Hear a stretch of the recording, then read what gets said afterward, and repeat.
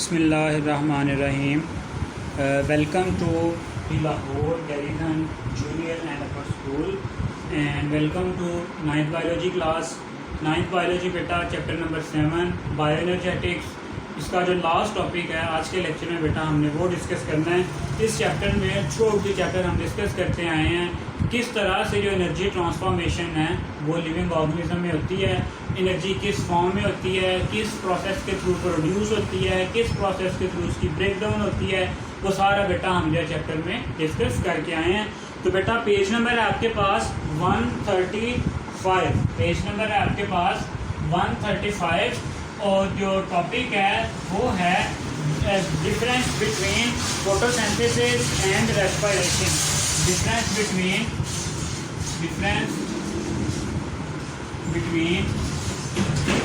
Photosynthesis and respiration. ठीक हो गया। चलें तो बेटा आज के लेक्चर में हमने देखना है कि जो रेस्पिरेशन है और फोटोसिंथेसिस है इसमें डिफरेंस क्या है। क्लियर है? तो बेटा ये जो है बहुत इम्पोर्टेंट आपके पास लॉन्ग क्वेश्चन के पॉइंट ऑफ व्यू से भी आ सकता है, ठीक है, और शॉर्ट क्वेश्चन के पॉइंट ऑफ व्यू से भी बेटा आपसे ये पूछा जा सकता है। ठीक है, चलें तो हम देख लेते हैं कि जो आपके पास फोटोसिंथेसिस क्या है और रेस्पिरेशन क्या है। थ्रू आउट द चैप्टर बेटा हम डिस्कस करते आए हैं कि फोटोसिंथेसिस आपके पास एक ऐसा प्रोसेस है जिसमें क्या होता है, प्लांट जो हैं वो लाइट एनर्जी को कैप्चर करते हैं, ठीक है, और क्लोरोफिल की मौजूदगी में कार्बन डाइऑक्साइड की मदद से क्या बनाते हैं, ऑक्सीडेशन रिडक्शन रिएक्शंस की मदद से ग्लूकोज या फूड प्रोडक्शन करते हैं।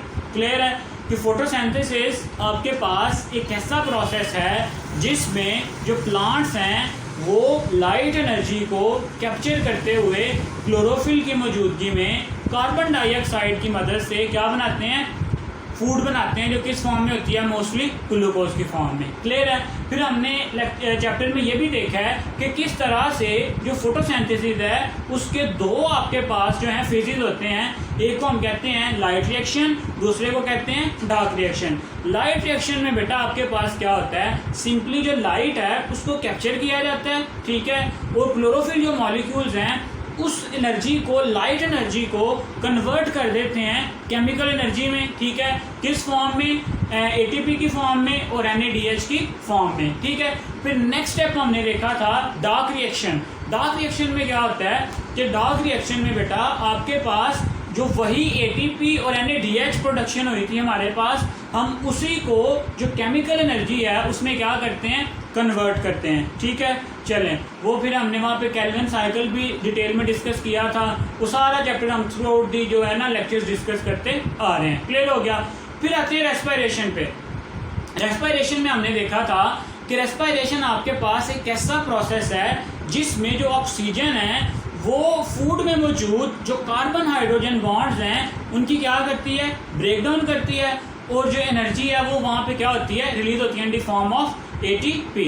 फिर इसके हम डिफरेंट जो टाइप्स हैं, डिफरेंट कैटेगरीज हैं, जो आपने एरोबिक रेस्पिरेशन, एनारोबिक रेस्पिरेशन, फिर एनारोबिक रेस्पिरेशन में alcoholic fermentation, lactic acid fermentation, बेटा वो हम सारी काफ़ी डिटेल में अब तक डिस्कस कर चुके हैं। फिर हमने मैकेनिज्म ऑफ सेलुलर रेस्पिरेशन भी डिटेल में देखा है।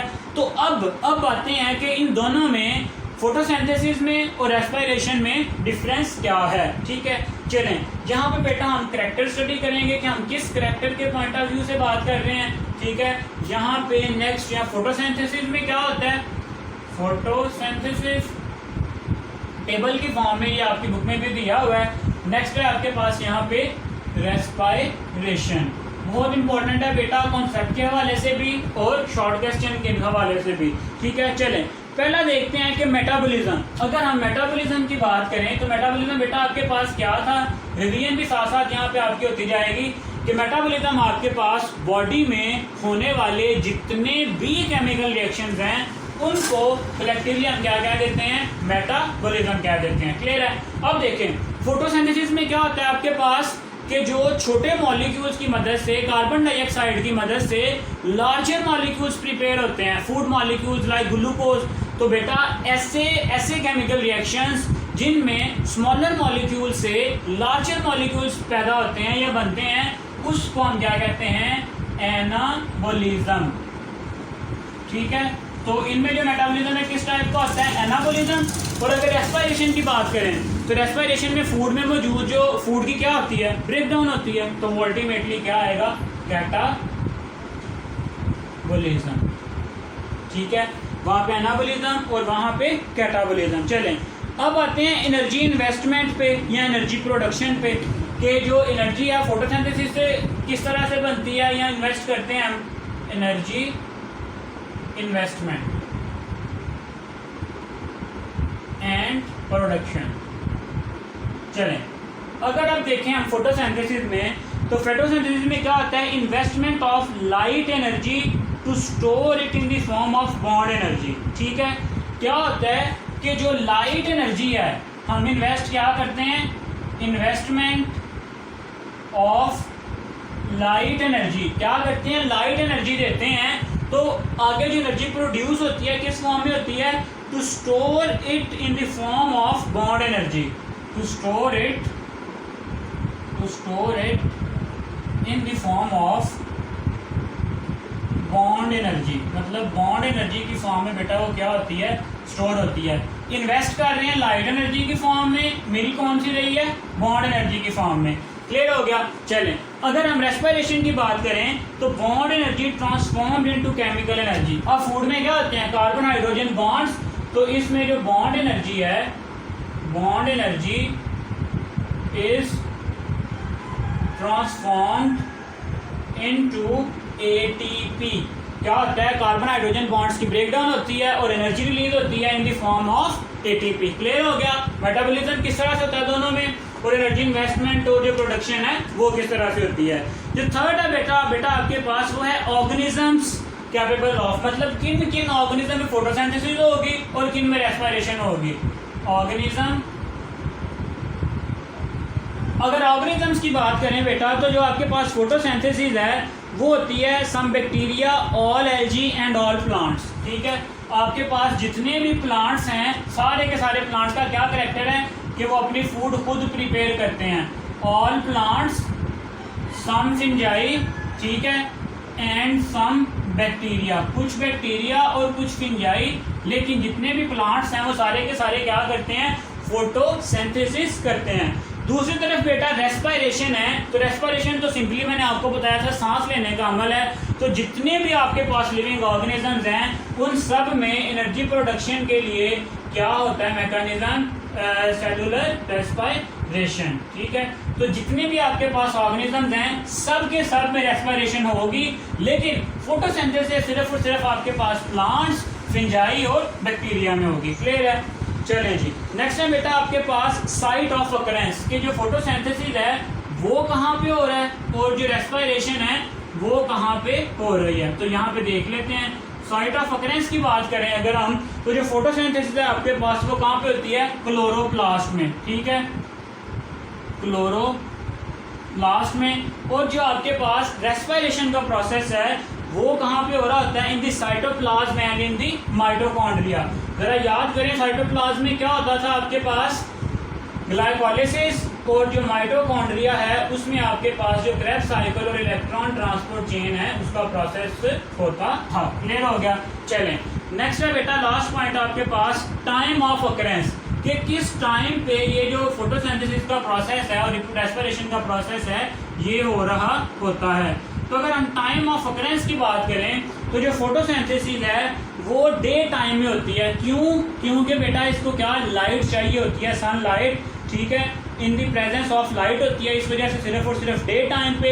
लेकिन रेस्पिरेशन जो है वो ऑल द टाइम जो है वो ऑर्गेनिजम्स कर रहे होते हैं। तो अगर हम देखें फोटोसिंथेसिस ओनली डे टाइम, क्यों मैंने रीजन बता दिया आपको, क्योंकि इसके लिए हमें लाइट की जरूरत होती है। लेकिन जो रेस्पिरेशन है वो ऑल टाइम्स पे अगर हो रही होती है, दिन हो, रात हो, सुबह हो, शाम हो, एनर्जी प्रोडक्शन और सांस लेने का जो अमल है बेटा वो क्या रहता है, कंटिन्यू रहता है। तो बेटा ये मैंने ब्रीफली आपको बता दिया है कि जो आपके पास रेस्पायरेशन और फोटोसिंथेसिस में जो बेसिक फंडामेंटल डिफरेंसेस हैं वो क्या हैं। इनसे पहले बेटा मैंने आपको डिटेल में भी ये जो दोनों टॉपिक्स हैं ये उनकी समरी जो है वो बता दी है। क्लियर हो गया। चलें जी, अब नेक्स्ट बेटा एक और छोटा सा डिफरेंस है, difference between aerobic respiration and anaerobic respiration. ठीक है, कि एरोबिक रेस्पायरेशन में और एनारोबिक रेस्पायरेशन में क्या डिफरेंस है, वो भी बेटा आपकी बुक में टेबल की फॉर्म में ही है।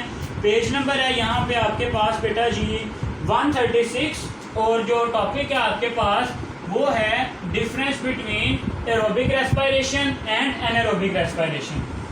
Difference between anaerobic and aerobic respiration. ठीक हो गया। चलें, जैसे हमने वो डिस्कस किया बिल्कुल यहाँ पे भी वैसे ही डिस्कस करते हैं। यहाँ पे आ जाएंगे आपके पास प्रॉपर्टीज या कैरेक्टर्स, प्रॉपर्टीज। नेक्स्ट आ जाएगा आपके पास एरोबिक रेस्पायरेशन में किस तरह से एरोबिक, और यहाँ पे बेटा हम डिस्कस कर लेते हैं एनारोबिक। चलें, अब आते हैं प्रॉपर्टीज वन बाय वन। पहली प्रॉपर्टी की presence of oxygen, presence of oxygen. अब देखें जो एरोबिक रेस्पिरेशन है वो इन दी प्रेजेंस ऑफ ऑक्सीजन होती है, तो यहाँ पे क्या आ जाएगा, yes in the presence of oxygen. और जो एनारोबिक रेस्पिरेशन है वो कहाँ पे कब होती है, in the absence of oxygen, तो बेटा इसमें क्या आ जाएगा, नो। ठीक है, क्लियर है। डेफिनेशन यही है ना, aerobic respiration, respiration in the presence of oxygen is called as aerobic respiration and respiration in the absence of oxygen is called as anaerobic respiration. ठीक है, अब आते हैं एटीपीज पे, नंबर ऑफ एटीपीज,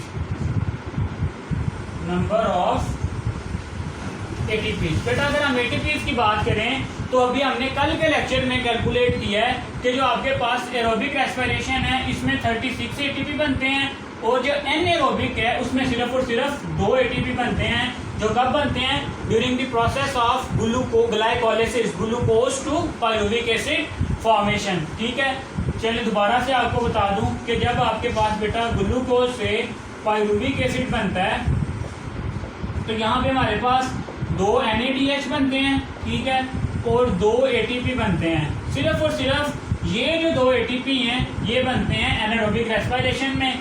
क्यों? क्योंकि ये जो NADH हैं ये तब तक एनर्जी प्रोवाइड नहीं करेंगे जब तक ये इलेक्ट्रॉन ट्रांसपोर्ट चेन के थ्रू पास नहीं करें, और वो किसका पार्ट है, एरोबिक रेस्पिरेशन का। सो आपके पास जो एनारोबिक रेस्पिरेशन है उसमें सिर्फ और सिर्फ 2 ATP क्या होते हैं, प्रोड्यूस होते हैं। क्लियर है। अब आते हैं इनके फाइनल प्रोडक्ट्स पे कि इनकी जो फाइनल प्रोडक्ट्स हैं वो क्या होती हैं। अगर फाइनल प्रोडक्ट्स देखें बेटा यहाँ पे, तो जो आपके पास एरोबिक रेस्पिरेशन है उसकी जो फाइनल प्रोडक्ट्स हैं वो है carbon dioxide and H2O, water. लेकिन जो एनारोबिक रेस्पिरेशन है उसमें बेटा हमने देखा था कि फर्दर आगे 2 कैटेगरीज हैं, एक को हम कहते हैं अल्कोहलिक फर्मेंटेशन और दूसरी को कहते हैं लैक्टिक एसिड फर्मेंटेशन। तो बेटा यहाँ पे क्या क्या बनेगा, अल्कोहल बन सकती है, लैक्टिक एसिड, और उसके साथ साथ बेटा जी कार्बन डाइऑक्साइड। यहाँ पे ये 3 प्रोडक्ट्स हैं ये बनती हैं।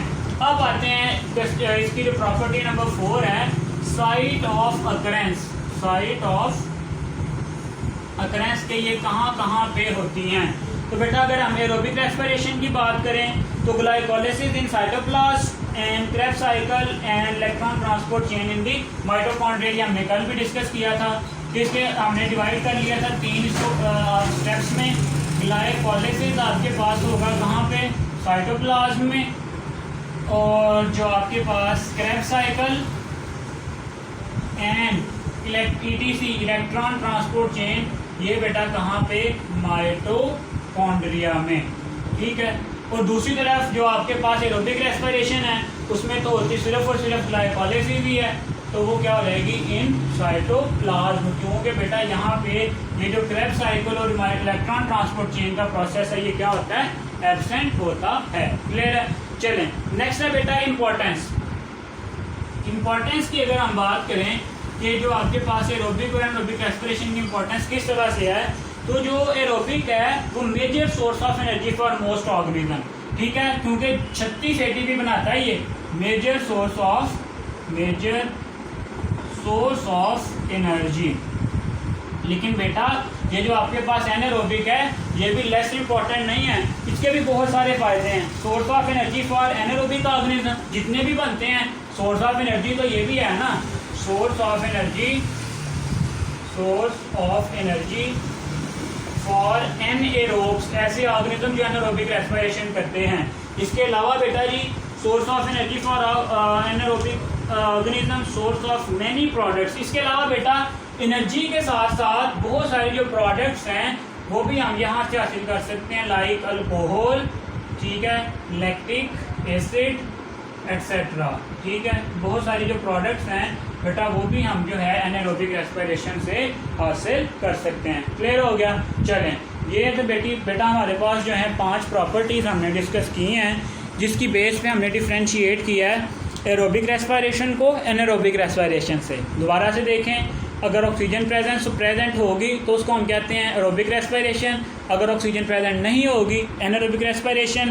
Total number of ATPs during aerobic respiration 36, और जो आपके पास एनारोबिक रेस्पिरेशन ओनली 2। तो बेटा इस तरह से ये जो सारा जो चार्ट हैं 2 आज हमने डिस्कस किए हैं, ये शॉर्ट के लिए भी इम्पॉर्टेंट हैं, एमसीक्यूज़ के लिए भी इम्पॉर्टेंट हैं और लॉन्ग क्वेश्चन के लिए भी इम्पॉर्टेंट है। तो बेटा इनको आपने अच्छे से प्रिपेयर करना है। अल्लाह हाफिज़।